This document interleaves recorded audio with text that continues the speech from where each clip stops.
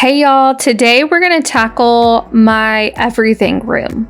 I think that's the best way to describe this place because I do a little bit of everything in here and my husband uses it sometimes too. And I wanted to create a space where it wasn't too overwhelming for him to do some work in the evening or on the weekends, that I could have everything in here more categorized well, that my organizers were sorted because yes, I wanted to organize my organizers. I know how crazy that sounds, but I'm constantly changing things around in my home, and so I save all my organizers, and this is where I like to put it. So I wanted to get all this stuff under control. There's so much on the floor, so I decided the best way to start was to go ahead and order myself another set of the really tall Amazon Basic shelves. So now I have two of those plus an Amazon Basic shelf that's on wheels that's not as tall. So that one I didn't need to organize, but the two big ones I definitely did because I wanted all my crafting stuff, my florals, some of the decor pieces that are a little bit bigger that don't fit in the dresser that's in the living room, and then all my organizers, baskets, and things like that I change around per the seasons. So I'm really excited for y'all to see the end of this and how everything turned out. I didn't buy anything besides the Amazon Basic shelves. I wanted to just utilize what I had when it came to organizing organizers, organizing crafting supplies, and I definitely had plenty of product for that. I think I'm definitely going to have to go back and get myself a third set of shelves to fill up a whole wall, and I think then I will have plenty of space to maneuver things around. And the great thing about that is that I will always have a space to grow, even though my husband may kill me by saying that.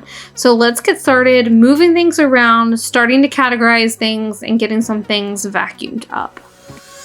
She's putting all of her cards down on the table, knowing there's no way that you'll be able to win this one. But she's somebody else in the making. First, she just gotta stop all the faking, and she'll be there. But she's wondering if it's gonna feel like this forever. Wondering if it's gonna feel like this whenever she leaves her safe space. She leaves her safe space. Wondering if it is forever, or is there some place that will make her feel better? Make her feel better. Then that's where she'll go.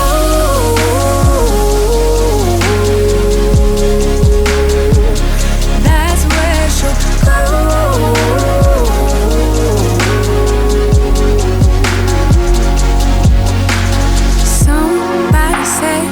One thing to remember when organizing anything is that you want things to be able to be functional for you. So a lot of the stuff that I had sitting in bins just didn't make sense sitting in bins, so I wanted to hang them off the side. And then it's one of those things, it's a trial and error. So you're gonna find, you're like, okay, well, this didn't work, so let me put it in here, let me try this. And the spray paint I literally organized it 4 different times in 4 different bins before I found what was more pleasing to the eye for me, but also held the product the best. So it really is, when it comes to an organization project, it's always about who you're organizing for, what you're organizing, and what is pleasing to you or pleasing to the person you're organizing for. So since I got to be totally selfish in this project, everything was completely me focused when it came to my crafting supplies and my decor and also the office supplies that I organized later. For the most part, that was all me focused. When I organize for other people or family members, I really try to keep them in mind and what works best for them. My husband needs things at eyesight. He needs to be able to see through bins if possible. So I try to use baskets that have holes in them or clear bins if possible. Although for me, I like to not see things. So I kind of go with baskets with holes in them so he can still see things a little bit better.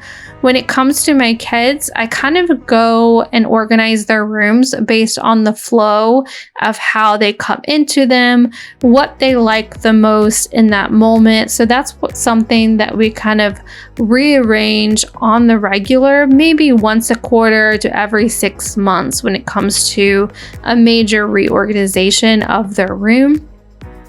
Just because their focuses change just as well as mine do, and that's what I keep in mind whenever organizing anything, is who is it for, what's going to function best for them, and what's going to make it more manageable so that they can maintain the organization in the most easiest possible way. Don't be afraid of loving yourself, 'cause that is all you got in the end. You got in the end. But she's wondering if it's gonna feel like she's forever. Wondering if it's gonna feel like this whenever she leaves her safe space. She leaves her safe space. Wondering if it is forever, or is there some place that will make her feel better? Make her feel better. Then that's where she'll go.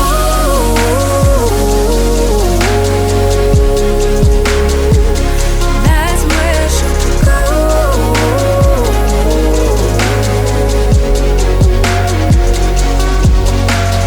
Talking to myself 'cause I don't know what I want. Yeah, I'm here talking to myself like someone's gonna respond. I'm getting tired of myself 'cause I don't know what I want. But I'm not out here on my own.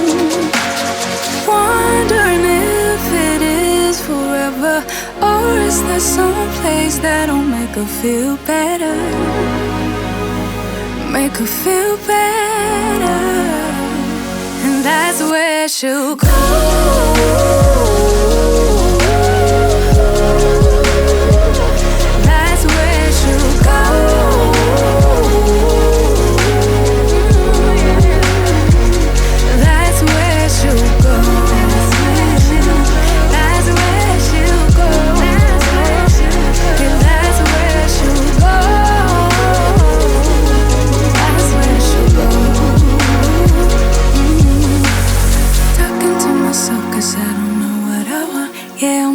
A key tip when it comes to organizing is to put like items together. It's as simple as that.